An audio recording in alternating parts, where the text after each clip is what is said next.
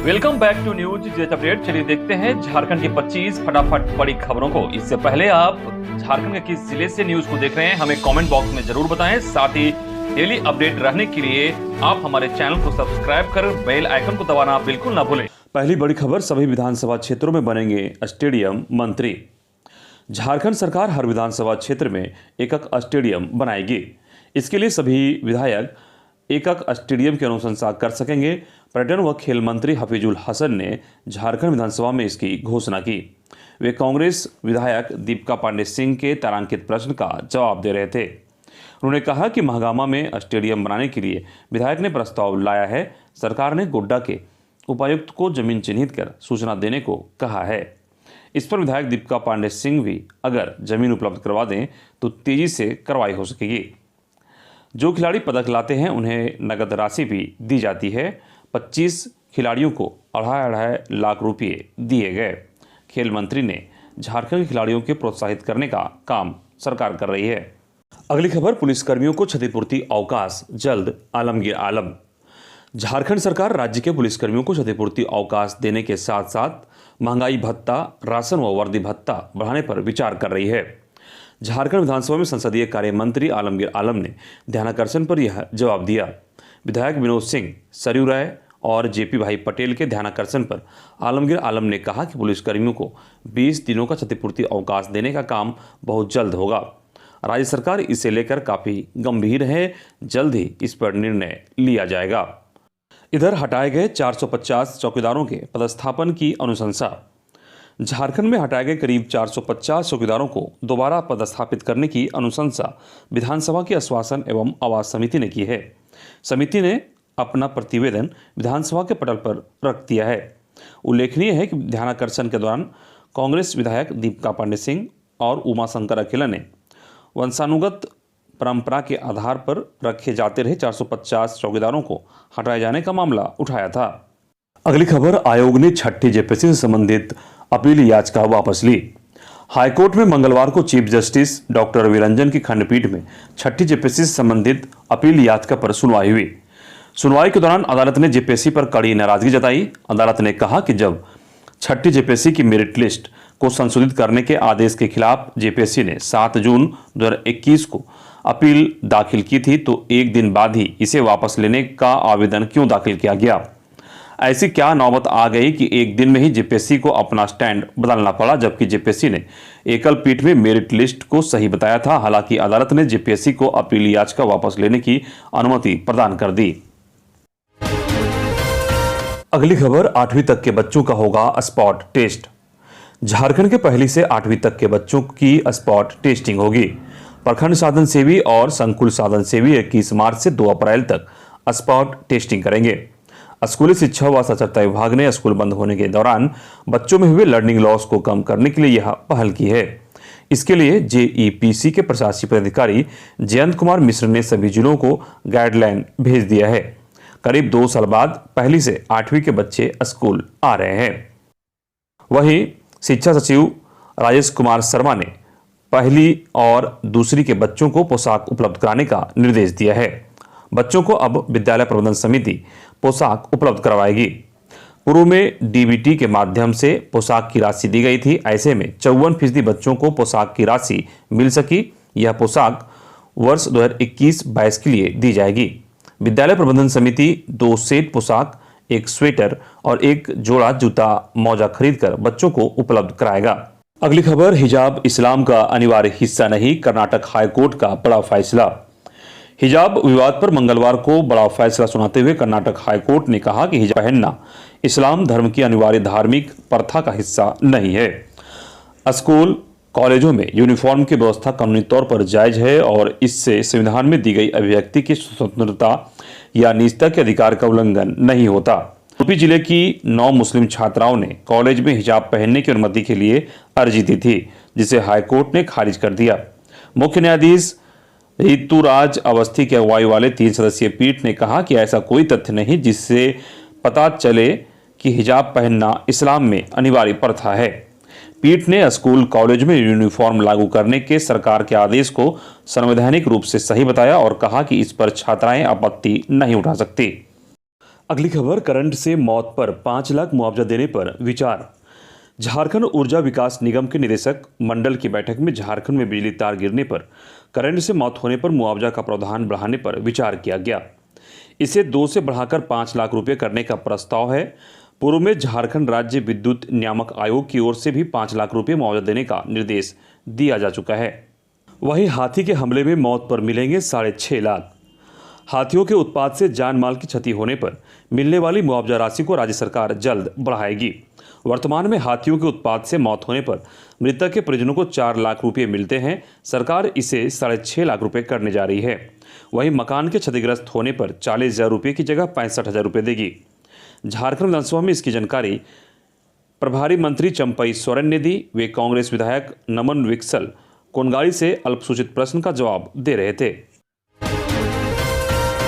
अगली खबर, हेमंत सोरेन सरकार की नई पहल, झारखंड के किसानों की आमदनी होगी दोगुनी।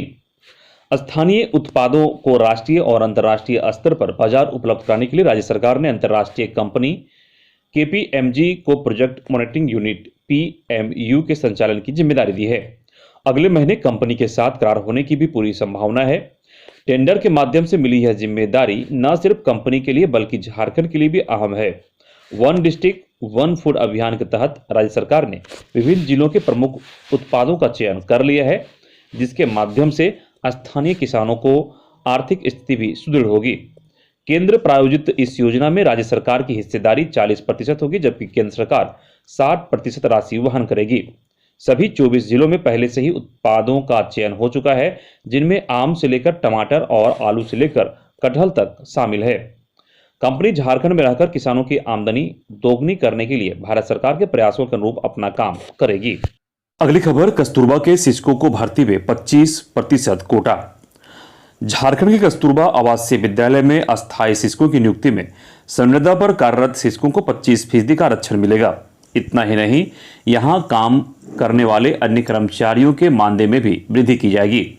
झारखंड विधानसभा में इसकी जानकारी शिक्षा मंत्री जगन्नाथ महतो ने दी।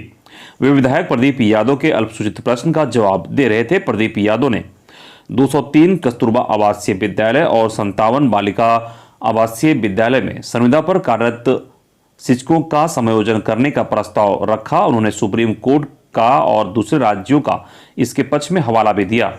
इस पर शिक्षा मंत्री ने कहा कि सुप्रीम कोर्ट के आदेश और दूसरे राज्यों की स्थिति की समीक्षा की जाएगी और इसके बाद समायोजन पर निर्णय लिया जाएगा। सरकार संविदा पर कार्यरत शिक्षकों को अस्थायी नियुक्ति में 25% आरक्षण देने का विचार कर रही है। अगली खबर, जैक बोर्ड का गठन मैट्रिक इंटर परीक्षा के बाद। मैट्रिक और इंटरमीडिएट परीक्षा के बाद झारखंड एकेडमिक काउंसिल बोर्ड का गठन होगा। शिक्षा मंत्री जगन्नाथ महतो ने इसकी जानकारी दी। जैक में अध्यक्ष और उपाध्यक्ष की नियुक्ति कर दी गई है। अब मैट्रिक इंटर की परीक्षा के बाद जैक बोर्ड का गठन कर लिया जाएगा। वे भाजपा विधायक जयप्रकाश भाई पटेल के तारांकित प्रश्न का जवाब दे रहे थे। अगली खबर, होली के रंग से सराबोर हुआ विधानसभा परिसर। स्पीकर और मुख्यमंत्री सहित सभी मान्यों ने जमकर खेला रंग गुलाल। झारखंड विधानसभा में होली जमकर खेली गई। यहां सत्ता पक्ष से लेकर विपक्ष सभी एक ही रंग में रंगे नजर आए। मुख्यमंत्री हेमंत सोरेन ने विपक्षी दल के विधायकों को गले मिलकर होली की शुभकामनाएं दी, तो वहीं स्पीकर रविंद्रनाथ महतो ने मुख्यमंत्री को जलेबी खिलाकर होली का मिठास जीवन में बनी रहे इसकी कामना की। सदन की कार्यवाही खत्म होने के बाद विधानसभा परिसर में आयोजित होने वाली मिलन समारोह के दौरान होली के उमंग में डूबे विधायक मंत्री के साथ मुख्यमंत्री हेमंत सोरेन ने फगुआ का पारंपरिक गीत गाकर राज्यवासियों को होली की शुभकामनाएं दी। अगली खबर, द कश्मीर फाइल्स जैसी और फिल्में बननी चाहिए पीएम मोदी। प्रधानमंत्री नरेंद्र मोदी ने मंगलवार को भाजपा संसदीय दल की बैठक में फिल्म द कश्मीर फाइल्स की तारीफ की। उन्होंने कहा कि ऐसी फिल्में बनती रहनी चाहिए, इनसे सच उजागर होता है। फिल्म की आलोचना करने वालों पर प्रधानमंत्री ने कहा, जो लोग हमेशा अभिव्यक्ति की स्वतंत्रता को लेकर झंडे लेकर घूमते हैं, वो पूरी जमात बौखला गई है। फिल्म में जो दिखाया गया है, कश्मीर के उस सच को दबाने की कोशिश की जाती रही है। अगली खबर, झारखंड पंचायत इलेक्शन 2022 नगर निकायों में डिप्टी मेयर का जनता करे चुनाव। झारखंड विधानसभा में भाजपा ने उठाई मांग। नगर विकास एवं आवास विभाग के साथ साथ परिवहन विभाग की अनुदान मांगों के खिलाफ विधायक नवीन जायसवाल की ओर से लाए गए कटौती प्रस्ताव पर चर्चा के दौरान मंगलवार को पक्ष विपक्ष के नेताओं के बीच तीखी बहस हुई और इस बीच दोनों पक्षों ने एक दूसरे पर गंभीर आरोप लगाए।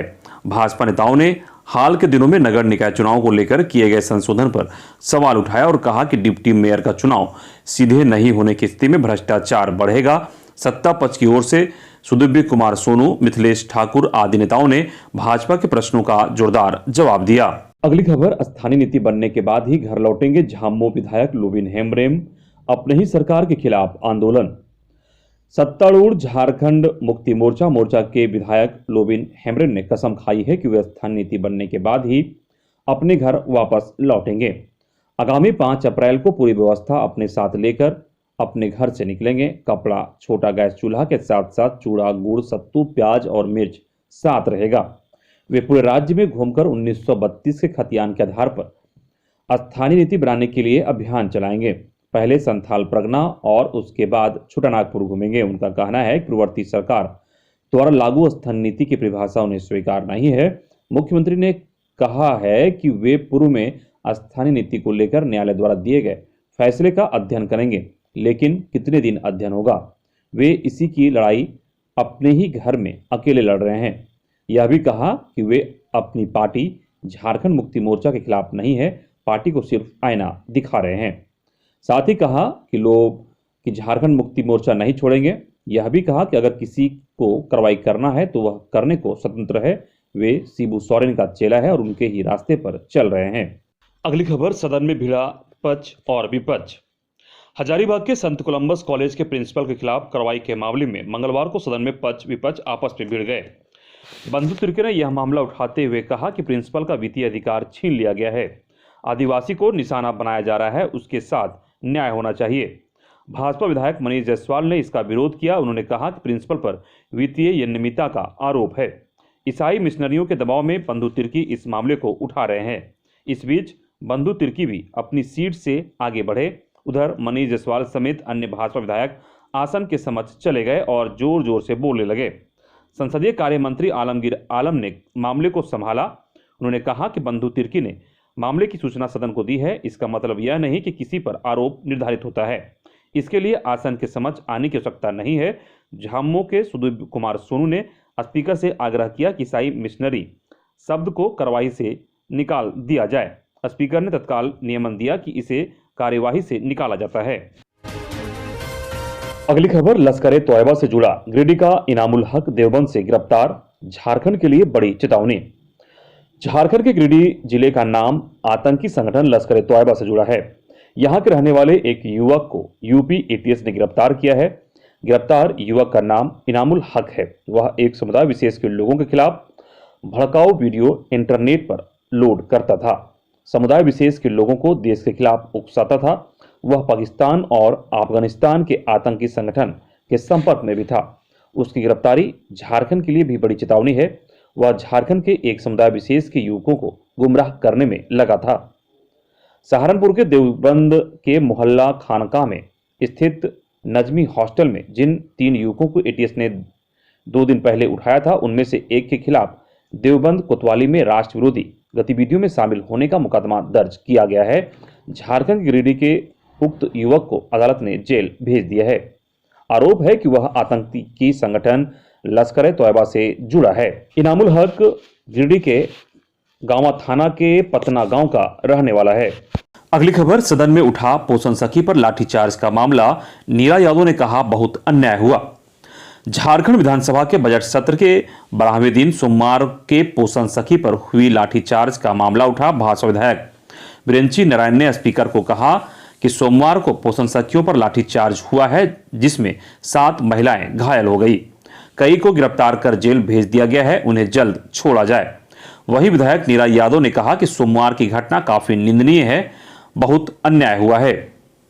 बता दें कि सोमवार को पोषण सखी अपनी मांगों को लेकर आंदोलन कर रही थी, जिस दौरान पोषण सखियों के साथ पुलिस की झड़प हुई थी। अगली खबर, राज्य में शुरू होगी ग्रामीण बस सेवा, परिवहन विभाग का 261 करोड़ का बजट पास। झारखंड विधानसभा में परिवहन विभाग के 261 करोड़ की अनुदान मांग पारित हो गया। अनुदान मांग के पक्ष में सरकार की ओर से बोलते हुए विभागीय मंत्री चंपई सोरेन ने कहा कि राज्य को विकास की दिशा में ले जाने में परिवहन विभाग का अहम रोल रहा है। कोरोना के समय विपरीत परिस्थिति में भी विभाग ने राजस्व संग्रहण किया है। उन्होंने कहा कि वित्तीय वर्ष 2022-23 में राज्य में ग्रामीण विकास परिवहन सेवा शुरू होगी। इससे गांव के लोगों को शहर आने जाने में दिक्कत नहीं होगी। मंत्री ने बताया कि इस सेवा के तहत कुल 646 मार्ग अधिसूचित किए गए हैं। वहीं वित्तीय वर्ष 2021-22 में परिवहन विभाग ने 1650 करोड़ के निर्धारित लक्ष्य के विरुद्ध फरवरी 2022 तक 1125 करोड़ रुपए का राजस्व संग्रहण किया।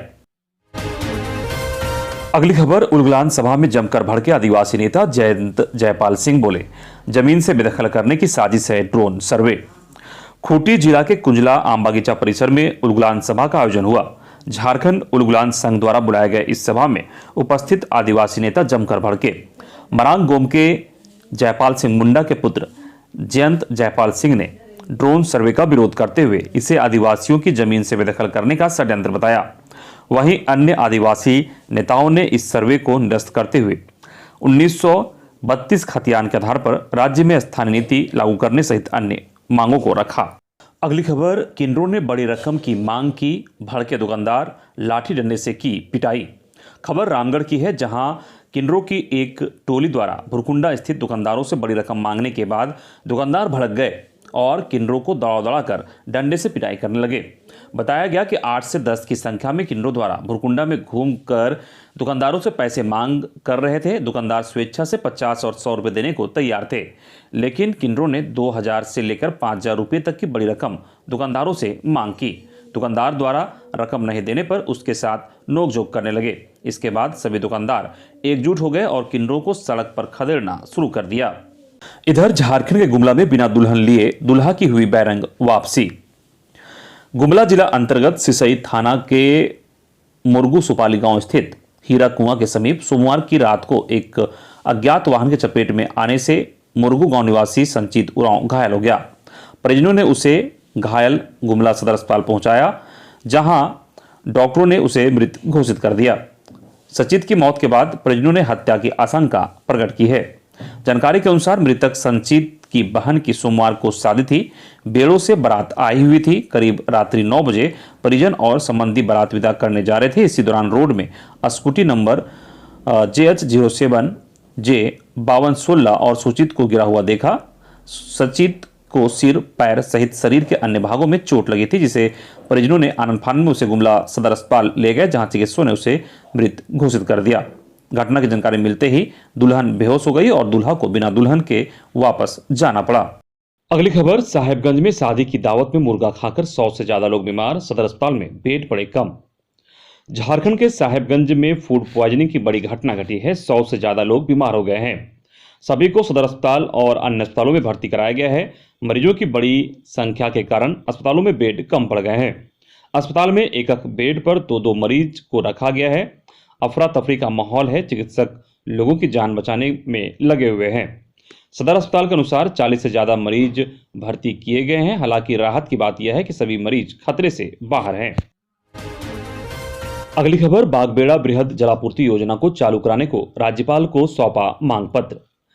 जमशेदपुर बागबेड़ा बृहद जलापूर्ति योजना को जल्द पूरा करने की मांग को लेकर मंगलवार को पूर्व विधायक सह भाजपा के प्रदेश प्रवक्ता कुणाल सांडगी के नेतृत्व में बागबेड़ा महानगर विकास समिति के अध्यक्ष आंदोलनकारी सुबोध झा, जमशेदपुर महानगर के पूर्व भाजपा जिला अध्यक्ष दिनेश कुमार और जीप सदस्य सुदीप्तो दे राणा ने राज्यपाल रमेश बैस से मुलाकात कर मांग पत्र सौंपा। इधर चतरा के एक कस्तूरबा विद्यालय में संदिग्ध अवस्था में 9वीं की छात्रा की मौत, शौचालय में मिली छात्रा की लाश। चतरा इटखोरी के कस्तूरबा गांधी आवासीय विद्यालय में कक्षा 9 की छात्रा मीना कुमारी की मंगलवार को संदिग्ध स्थिति में मौत हो गई। छात्रा मीना मंगलवार की सुबह विद्यालय के शौचालय में शौच करने गई थी। शौचालय में ही वह औंधे मुंह बेहोश की हालत में पड़ी थी। अस्पताल ले जाने पर चिकित्सकों ने उसे मृत घोषित कर दिया। छात्रा मीना प्रखंड के ग्राम करनी के स्वर्गीय नरेश दांगी की पुत्री थी। पुलिस ने छात्रा के शव को पोस्टमार्टम के लिए सदर अस्पताल चतरा भेज दिया है। पुलिस पूरे मामले की जांच पड़ताल कर रही है। अगली खबर, खुफिया विभाग ने कराया अलर्ट, होली पर जहरीली शराब से हो सकती है मौत, पुलिस ने शुरू की छापेमारी। झारखंड में होली पर अवैध व नकली शराब खपाने की तैयारी है। यह सूचना झारखंड पुलिस को खुफिया एजेंसी विशेष शाखा की है। जिसके सत्यापन के लिए सभी जिलों में संबंधित पुलिस पदाधिकारी व उत्पाद विभाग की टीम छापेमारी कर रही है। सभी जिलों को शराब के अवैध धंधे में लिप्त धंधेबाजों की सूची सत्यापन कराने और दोषी मिलने वाले के खिलाफ कार्रवाई करने संबंधित आदेश भी दिया जा चुका है। सभी जिले होली तक अलर्ट हैं। कई जिलों से दर्जन भर से अधिक गिरफ्तारियों व कई अड्डों को ध्वस्त किए जाने संबंधित सूचनाएं आ चुकी हैं। रांची शहर में हेतु नामकुम के जोरावर के अलावा ग्रामीण क्षेत्रों में भी पुलिस चौकस है। अगली खबर, दुमका में 4 बच्चे की मां को ग्रामीणों ने प्रेमी के साथ नंगे घुमाया, बेरहमी से पिटाई। दुमका जिले के मसलिया थाना क्षेत्र के न्यायडीह पंचायत के गांव में मानवता को शर्मसार करने वाली घटना घटी है। अवैध संबंध के शक में ग्रामीणों ने 4 बच्चे की मां, एक महिला को गांव में उसके प्रेमी के साथ रात के अंधेरे में लाइट जलाकर निर्वस्त्र घुमाया और बेरहमी से पिटाई की। महिला के 2 बेटों की शादी हो चुकी है। पुलिस के पहुंचने के बाद दोनों की जान बची। फिलहाल दोनों का फूलोजानो मेडिकल कॉलेज हॉस्पिटल में इलाज चल रहा है। पुलिस ने त्वरित कार्रवाई कर 6 आरोपियों को गिरफ्तार किया है। महिला और प्रेमी सुनील एक ही गांव के निवासी हैं। दोनों को निर्वस्त्र घुमाने वाले गिरफ्तार 6 आरोपी भी उसी गांव का निवासी है। महिला आदिवासी है जबकि प्रेमी गैर आदिवासी। घटना 12 मार्च रात की है। पुलिस ने पहले मामला को दबाने की कोशिश की, लेकिन धीरे धीरे मामला उजागर हो गया। दुमका में हर जुबान पर इस शर्मनाक घटना की चर्चा है।